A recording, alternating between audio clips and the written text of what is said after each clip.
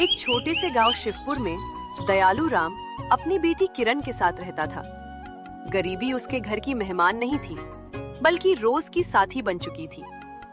बेटा शहर में काम करता था और उसी के लौटने की उम्मीद पर दयालू राम हर दिन जी रहा था। पैसे नहीं थे, लेकिन आत्मसम्मान और उम्मीद अब भी जिंदा थे। और तभी उस झोपड़ी के दरवाजे पर एक नई मुसीबत आ खड़ी हुई। गांव का मुखिया भूपेंद्र सिंह। ए दयालू राम, बाहर निकल। तुझे कर्ज दिए हुए सालों बीत गए हैं। तूने अभी तक मेरे पैसे नहीं लौटाए। मुझे आज मेरे पैसे चाहिए, नहीं तो मैं तुम सबको धक्के मारकर घर से बाहर निकाल दूंगा। आज मैं तुम्हारी एक नहीं सुनूंगा। तभी चेहरे पर सादगी लिए दयालू राम अपने घर से निकलते हैं। दया कीजिए सरकार, कल मेरा बेटा शहर से लौटने वाला है। मेरा बेटा आते ही मैं सबसे पहले उसे आपके पास भेज दूंगा और आपके सारे पैसे लौटा दूंगा। सिर्फ 2 दिन रुक जाइए। कितने सालों तक आपने इंतजार किया है, सिर्फ 2 दिन की मोहलत और दे दीजिए। बस अब बहुत हो चुका। तुम्हें बहुत मोहलत मिल गई। हर बार तुम यही बोलते हो कि तुम्हारा बेटा आने वाला है। सालों बीत गए, लेकिन तुम्हारे बेटे ने गांव में कदम तक नहीं रखा। लगता है तुम मेरे पैसे लौटाना ही नहीं चाहते, और ना ही तुम्हारा कोई बेटा आने वाला है। मैं अब कुछ नहीं सुनूंगा। मुझे मेरे पैसे अभी चाहिए, नहीं तो इस घर से बाहर निकलो। नहीं सरकार, दया कीजिए। अगर 2 दिन में आपके पैसे नहीं मिले तो हम खुद ये घर छोड़ देंगे, लेकिन 2 दिन रुक जाइए। अच्छा ठीक है, मैं तुम्हें आखिरी 2 दिन की मोहलत देता हूँ। अगर 2 दिन में मेरे पैसे मुझे नहीं मिले तो तुम्हारा सारा सामान बाहर फेंक कर तुम्हें भी इस गांव से बाहर फेंकवा दूंगा। ऐसा बोलकर गांव का मुखिया वहां से चला जाता है। किरण अपने पिताजी से कहती है, भैया 2 दिन में आ जाएंगे ना। अगर इस बार भैया नहीं आए तो गांव का मुखिया तो हमें गांव से निकलवा देगा। इस बार वो हमारी एक भी नहीं सुनेगा। आज वो बहुत गुस्से में था, आपने देखा नहीं? वो तो आज ही हमें निकाल देता। तुम फिक्र मत करो बेटी, सूरज ने कहा है वो आता ही होगा, और उसने पैसों का इंतजाम भी कर लिया है। वो आते ही मैं गांव के मुखिया के सारे पैसे लौटा दूंगा। फिर फिक्र करने की कोई बात नहीं। 2 दिन बीत जाते हैं। 2 दिन के बाद दयालू राम के घर एक आदमी आकर बोलता है, अरे दयालू राम, गजब हो गया। जिस कारखाने में तुम्हारा बेटा काम करता था, उस कारखाने में बहुत भीषण आग लगी थी, जिसमें उस कारखाने में काम करने वाले जितने भी लोग थे, सारे के सारे बहुत बुरी तरह से जल गए। और खबर मिली है कि उसमें से कोई नहीं बचा। और इस कारखाने में तुम्हारा बेटा भी काम करता था। ये सुनकर दयालू राम के ऊपर दुखों का पहाड़ टूट पड़ता है। 2 दिन बाद उनके गांव में एक आदमी सूटकेस लेकर आता है। अरे भाई साहब, जरा सुनिए तो, ये दयालू राम का घर कहाँ है? क्या आप मुझे बता सकते हैं? तुम कौन हो और कहां से आए हो? इस गांव के तो नहीं दिखते। आप तो भी जानते ही होंगे कि दयालू राम के बेटे के कारखाने में आग लगने की वजह से मृत्यु हो गई थी। बेचारा दूसरे दिन गांव आने ही वाला था। उसने इतने सालों तक बहुत मेहनत करके बहुत सारा धन जमा कर लिया था। वो सब लेकर घर आने वाला था। उससे पहले ये दुर्घटना हो गई, और कारखाने के मालिक ने उनके परिवार वालों के लिए भी पैसे दिए हैं। मैं उसके वही पैसे उसके पिताजी दयालू राम जी को देने आया हूँ। ये सुनकर गांव के मुखिया भूपेंद्र सिंह के मन में लालच जाग जाता है। क्यों ना मैं इसे बोल दूं कि मैं ही दयालू राम हूं और इससे पैसे ले लूं। वैसे भी दयालू राम ने मुझसे कर्जा लिया है, वो खुद तो मुझे चुकाने से रहा। मैं इसी से ही पैसे ले लेता हूं, जिससे मुझे कर्ज का पैसा भी मिल जाएगा और मेरा काम भी बन जाएगा। इसके लिए मुझे इसे यहीं से भगा देना होगा, ये दयालू राम तक पहुंच ही ना पाए। अरे भाई, मैं ही दयालू राम हूं, और जिसकी बात तुम कर रहे हो वो मेरा ही बेटा था। अच्छा हुआ भाई साहब, आप मुझे यहीं पे मिल गए, वरना मुझे पूरे गांव में कहां कहां भटकना पड़ता। ये लीजिए आपकी अमानत, अब मैं चलता हूँ। ये कहकर वो आदमी वहाँ से चला जाता है, और गांव का मुखिया भूपेंद्र सिंह वो सूटकेस लेकर अपने घर चला जाता है। जैसे ही वो सूटकेस खोलकर देखता है, उसमें ढेर सारे पैसे होते हैं। गांव का मुखिया भूपेंद्र सिंह ये देखकर बहुत खुश हो जाता है। मुझे तो कुछ समझ में नहीं आ रहा, अब हमारा गुजारा कैसे होगा। हम तो पूरी तरह से सूरज के भरोसे पर थे, लेकिन पता नहीं ईश्वर ये कैसी परीक्षा ले रहा है। सूरज ही तो हमारा सहारा था, भगवान ने उसे भी हमसे छीन लिया। भगवान इतने कठोर दिल कैसे हो सकते हैं? कभी कभी लगता है कि ईश्वर है ही नहीं। अगर होते तो हमारे साथ इतना सब नहीं होता, जबकि हमने किसी का कुछ नहीं बिगाड़ा। पिताजी, आप चिंता मत कीजिए, मैं भी काम में आपका हाथ बटाऊंगी। हम कुछ न कुछ करके गांव के मुखिया का कर्ज लौटा ही देंगे। आप फिक्र मत कीजिए, नहीं तो आपकी तबीयत और भी खराब हो जाएगी। इसके बाद किरण दूसरों के घर में काम करने और खाना बनाने का काम करने लगती है। इसी तरह से कुछ दिन बीत जाते हैं। एक दिन किरण पानी लेने गांव के मुखिया भूपेंद्र सिंह के कुएं पर जाती है और उसी दिन गांव के मुखिया भूपेंद्र सिंह के दोस्त का एक लड़का उनके घर आता है। वो किरण की ओर देखता है और किरण को पसंद करने लगता है। क्या आपने पहचाना? मैं आपके दोस्त महेंद्र प्रसाद का बेटा हूँ। मेरा नाम आदित्य है। अरे बेटा आदित्य, तुम कितने बड़े हो गए हो। तुम्हें जब पिछली बार देखा था तो तुम बहुत छोटे थे, इसलिए चेहरा थोड़ा पहचान नहीं आया। बोलो बेटा, कैसे आना हुआ? चाचा जी, दरअसल पिताजी ने एक जमीन का सौदा करने के लिए मुझे यहाँ भेजा था। वही जमीन देखने के लिए मैं आया था। इस सिलसिले में आपसे भी थोड़ी बात करनी थी। अच्छा, तो तुमने अभी कारोबार भी संभालना शुरू कर दिया है? हाँ चाचा जी, थोड़ा बहुत मैं भी कारोबार देख लेता हूँ। अब पिताजी से ज्यादा काम नहीं हो पाता, उनकी उम्र हो चुकी है, इसलिए ज्यादातर काम मैं ही देख लेता हूँ। ये तो बहुत अच्छी बात है बेटा। थोड़ी देर बाद आदित्य कुछ झिझकते हुए एक सवाल पूछता है। चाचा जी, आपसे एक बात पूछनी थी। हाँ बेटा, पूछो। चाचा जी, जब मैं आ रहा था तो कुएं पे मैंने एक लड़की को देखा। क्या आप बता सकते हैं वो लड़की कौन है? लड़की?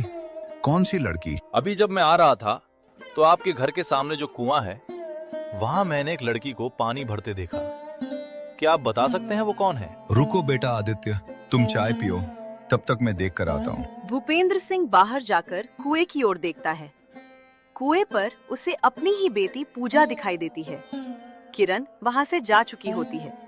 अरे बेटा आदित्य, जिस लड़की के बारे में तुम पूछ रहे हो वो मेरी ही बेटी है। अच्छा अच्छा, ठीक है चाचा जी। आदित्य बात को वही टाल देता है, लेकिन गांव के मुखिया भूपेंद्र सिंह के मन में शक पैदा हो जाता है। मुझे लगता है आदित्य बाबू को मेरी लड़की पसंद आ गई है। ये तो बहुत अच्छी बात है। मेरी बेटी इतने बड़े खानदान में चली जाएगी तो उसका नसीब ही चमक जाएगा। इतने अमीर लोग मुझे और कहीं नहीं मिलने वाले। इतना सोचकर गांव का मुखिया मन ही मन बहुत खुश हो जाता है। तभी आदित्य उठते हुए बोलता है, चलिए चाचा जी, मैं अब निकलता हूँ, मुझे देर हो रही है। नहीं नहीं बेटा, 1-2 दिन रुक कर जाओ।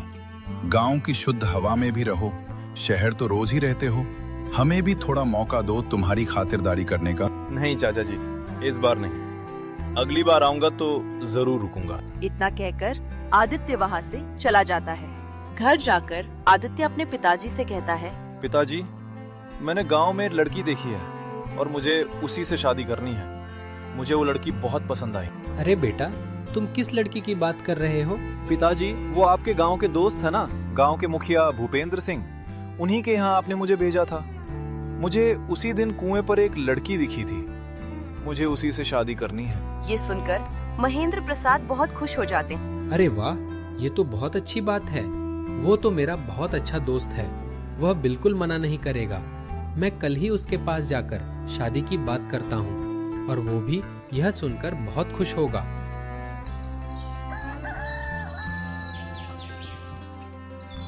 दूसरे दिन आदित्य के माता पिता और आदित्य गांव के मुखिया भूपेंद्र सिंह के घर आते हैं। अरे मेरे दोस्त महेंद्र, बहुत दिनों बाद आज मिल रहा हूँ। तू तो बहुत बड़ा आदमी हो गया है यार।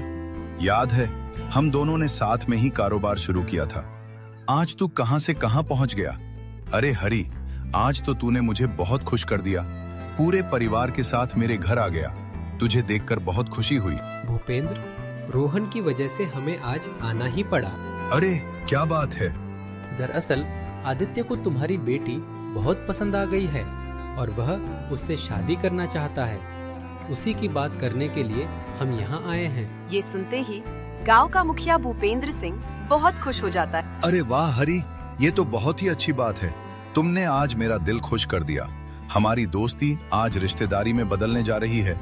इससे बड़ी खुशी की बात मेरे लिए और क्या हो सकती है। चलो अभी अपनी बेटी को बुलाओ, हमने उसे बरसों से नहीं देखा। भूपेंद्र सिंह अपनी बेटी को आवाज देता है। अरे बेटा पूजा, जरा यहाँ तो आना। जैसे ही पूजा बाहर आती है, आदित्य उसे देखकर चौंक जाता है। अरे चाचा जी, जिसे मैंने उस दिन देखा था, ये वो लड़की नहीं है, वो लड़की कोई और थी। भूपेंद्र सिंह को ये सुनकर झटका लगता है। ये आप क्या कह रहे हैं आदित्य बाबू? आपने उस दिन जिसे देखा था, ये वही लड़की है। ठीक से देखिए। नहीं चाचा जी, मुझे अच्छी तरह याद है। मैंने गुलाबी रंग के सलवार सूट में एक लड़की को देखा था। ये सुनकर भूपेंद्र सिंह सोच में पड़ जाता है। कहीं आदित्य बाबू ने उस गरीब दयालु राम की बेटी किरण को तो नहीं देख लिया? उस दिन वही थोड़ी देर पहले कुएं पर पानी भरने आई थी। नहीं, मैं ऐसा बिल्कुल नहीं होने दूंगा। मुझे कुछ करना होगा। मुझे किसी भी हाल में दयालु राम और उसके पूरे परिवार को इस गांव से भगाना होगा। ठीक है आदित्य बाबू, अगर ऐसी बात है तो मैं खुद उस लड़की को आपके लिए ढूंढ कर लाऊंगा। आप चिंता मत कीजिए। रोहन, तुम ये क्या बात कर रहे हो? हम तुम्हारे कहने पर आए थे। हमें तो यही लड़की पसंद है और मेरी इच्छा है कि तुम्हारा रिश्ता मेरे दोस्त के यहाँ ही हो। पिताजी, मुझे उसी लड़की से शादी करनी है जिसे मैंने उस दिन कुएं पर देखा था। थोड़ी देर बाद महेंद्र प्रसाद उठते हैं। चलो भूपेंद्र, अब हम चलते हैं।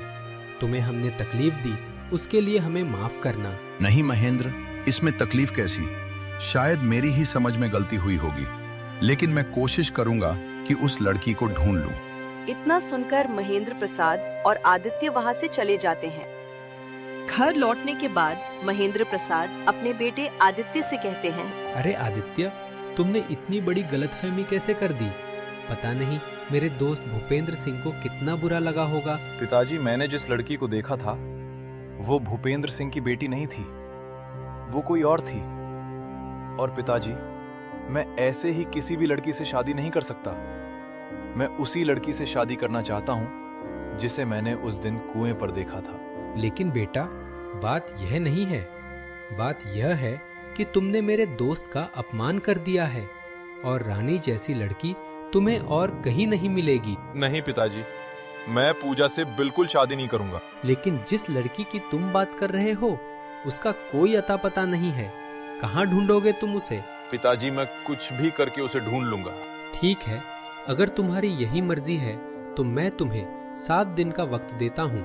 अगर 7 दिन में तुमने उस लड़की को ढूंढ लिया तो ठीक, वरना तुम्हें भूपेंद्र सिंह की बेटी से ही शादी करनी होगी। ठीक है पिताजी, आप जैसा ठीक समझें। उधर गांव का मुखिया भूपेंद्र सिंह गुस्से में आग बबूला हो रहा था। आदित्य बाबू को इस पूरे गांव में उसी गरीब दयालु राम की बेटी पसंद आनी थी। कहाँ वो फटेहाल की लड़की और कहाँ मेरी बेटी? मैं ये कभी नहीं होने दूंगा। इससे पहले कि आदित्य दोबारा गांव आए, मैं दयालु राम को धक्के मारकर इस गांव से बाहर निकाल दूंगा। अचानक भूपेंद्र सिंह को एक बात याद आती है। अरे हाँ, दयालु राम को तो पता ही नहीं है कि उसके बेटे के जो पैसे शहर से आए थे वो मैंने ले लिए हैं। मैं इसी बात का फायदा उठाऊंगा।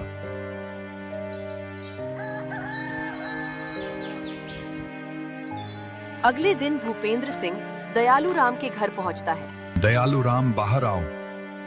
बोलिए मुखिया जी। दयालु राम, तुम मेरे अच्छे होने का फायदा उठा रहे हो। मैं इतने दिनों से चुप इसलिए बैठा था क्योंकि तुम्हारे बेटे का देहांत हुआ था, लेकिन अब बहुत हो चुका। या तो मेरा पूरा कर्ज लौटा दो या फिर ये घर अभी के अभी खाली कर दो। मुखिया जी, मैं इतने सारे पैसे अभी कहाँ से लौटाऊंगा? मुझे कुछ नहीं जानना। अगर पैसे नहीं हैं तो ये घर खाली करो। मैं इसे बेचकर अपना कर्ज वसूल करूंगा। नहीं मुखिया जी, ऐसा मत कीजिए, हम सड़क पर आ जाएंगे। मैं अब कुछ नहीं सुनूंगा। या तो घर खाली करो या फिर मेरे आदमी तुम्हें धक्के मारकर बाहर निकाल देंगे। ये सुनकर किरण अपने पिताजी से बोलती है, पिताजी, अब हम खुद को झूठी तसल्ली नहीं दे सकते। हम लकड़ियाँ बेचकर और दूसरों के घर काम करके इतना कर्ज नहीं चुका पाएंगे। हमें ये घर छोड़ना ही पड़ेगा। दयालु राम और किरण घर छोड़कर गांव से बाहर निकल जाते हैं। दोनों जंगल में एक छोटी सी झोपड़ी बनाकर रहने लगते हैं। इसी दौरान दयालु राम की तबीयत खराब रहने लगती है। अब लकड़ी काटने और बेचने का सारा काम किरण संभाल लेती है और जैसे तैसे किरण अपने घर का खर्च चलाने लगती है। मैं कितना खुशकिस्मत हूँ जो मुझे तुम्हारी जैसी बेटी मिली। मेरी वजह से तुम्हें इतनी परेशानियां झेलनी पड़ रही हैं। पिताजी, आप ऐसा मत कहिए। आपकी सेवा करना मेरा धर्म है, इसमें मुझे कोई परेशानी नहीं। पिताजी, खाना बनाकर रख दिया है, आप खा लीजिए। मैं जंगल लकड़ी तोड़ने जा रही हूँ, जल्दी लौट आऊंगी। किरण जंगल में लकड़ी काटने चली जाती है। सुबह से शाम हो जाती है, लेकिन किरण वापस नहीं लौटती। दयालु राम बहुत घबरा जाता है। किरण को अब तक आ जाना चाहिए था। कहीं वो किसी मुसीबत में तो नहीं फंस गई। मुझे उसे ढूंढने जाना होगा। इतना कहकर दयालु राम किरण को ढूंढने जंगल की ओर निकल पड़ता है। दयालु राम जंगल की पगडंडी पर अपनी बेटी किरण को ढूंढते हुए आगे बढ़ते जाते हैं। चलते चलते अचानक उनकी तबीयत बिगड़ने लगती है। उन्हें चक्कर आता है और वे लड़खड़ाकर जमीन पर गिर पड़ते हैं। उसी समय आदित्य, जो किरण को ढूंढते ढूंढते जंगल की ओर आया था, दूर से यह दृश्य देख लेता है। आदित्य दौड़कर दयालु राम के पास पहुंचता है। वह उन्हें संभाल कर उठाता है और पास के एक पेड़ के नीचे बैठा देता है। अरे बाबा, आप ठीक तो हैं? बाबा, आप इस जंगल में क्या कर रहे हैं? आपकी तबीयत तो बहुत खराब लग रही है। बेटा, मैं अपनी बेटी किरण को ढूंढने निकला था। वो लकड़ियां तोड़ने गई थी, लेकिन अब तक लौटी नहीं। पता नहीं मुझे कैसे चक्कर आ गया। आप चिंता मत कीजिए बाबा, पहले आप मुझे अपना घर बताइए, मैं आपको वहाँ छोड़ देता हूँ। आदित्य दयालु राम को सहारा देकर उनकी झोपड़ी की ओर ले चलता है।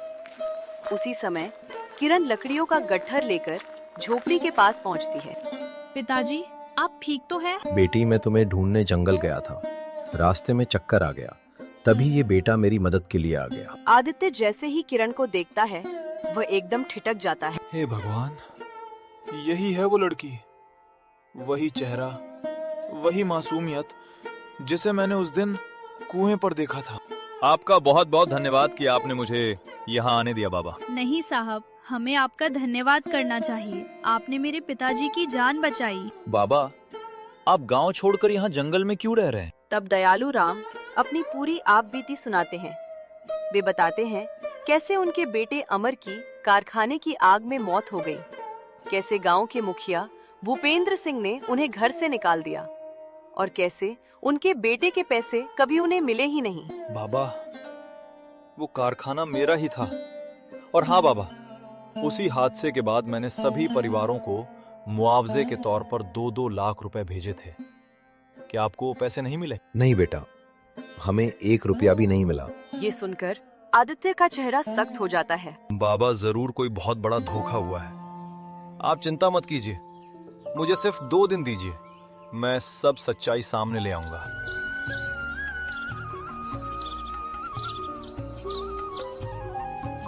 दूसरे दिन आदित्य अपने आदमी को लेकर दयालु राम के घर आता है और पूछता है, तुमने जो सूटकेस लेकर पैसे दिए थे, वो किसे दिया था? नहीं साहब, मैंने वो पैसे इनको नहीं दिए। मैंने वो पैसे दयालु राम नाम के आदमी को दिए हैं। उसने ही कहा था कि उसका नाम दयालु राम है और मैंने वो सूटकेस उनके पास दे दिया था और वहां से चला गया। मुझे नहीं पता था कि वो मुझसे झूठ बोल रहा है। मुझे माफ कर दीजिए, मुझसे बहुत बड़ी गलती हो गई। क्या तुम मुझे बता सकते हो कि वो आदमी कौन है जिसको तुमने पैसे दिए? हाँ साहब, मैं अगर उसे देख लूं तो मैं उसको पहचान जाऊंगा। मैं तुम्हें 2 घंटे का वक्त देता हूँ। पूरे गांव में पता करो कि वो पैसे तुमने किसे दिए और मुझे जल्द से जल्द वो इंसान चाहिए जिसके तुमने वो पैसे दिए। थोड़ी देर बाद वो आदमी दौड़ा दौड़ा आता है। मालिक, मैंने पता कर लिया। उस आदमी का नाम दयालु राम नहीं, भूपेंद्र सिंह है और वो इस गांव का मुखिया है।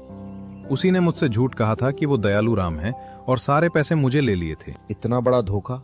उसने मेरे बेटे के सारे पैसे खुद रख लिए और ऊपर से हमें घर से निकाल दिया। आदित्य मन ही मन सोचता है, अच्छा तो ये बात है।